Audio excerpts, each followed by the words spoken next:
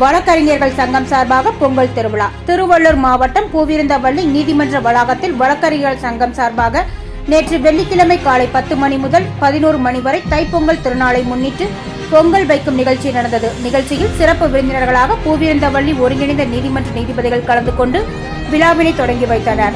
இதனைத் தொடர்ந்து 11 மணி முதல் மதியம் 2 மணி வரை உரி அடித்தல், சிலம்பாட்டம், இருசக்கர வாகன சாகச நிகழ்ச்சி, நீதிபதிகள் மற்றும் சிறப்பு விருந்தினர்களை கௌரவிக்கும் நிகழ்ச்சி நடந்தது.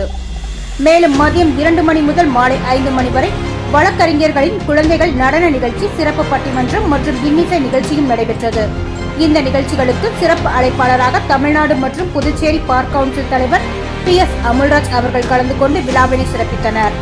பொங்கல் திருவிழா நிகழ்ச்சிக்கு வருகை புரிந்த அனைத்து வழக்கறிஞர்கள் மற்றும் வழக்கறிஞர்கள் குடும்பத்தினர்களுக்கும் பூவிருந்தவள்ளி நீதிமன்ற வழக்கறிஞர்கள் சங்கம், குற்றவியல் நீதிமன்றம் 40/91 சார்பாக நன்றியினையும் வாழ்த்துக்களையும் தெரிவித்தனர்.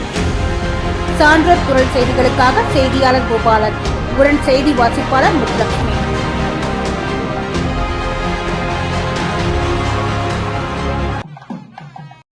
உடனுக்குடன் தெரிந்து கொள்ள சான்றோர் குரல் பக்கத்தை ஃபாலோ செய்து கொள்ளுங்கள்.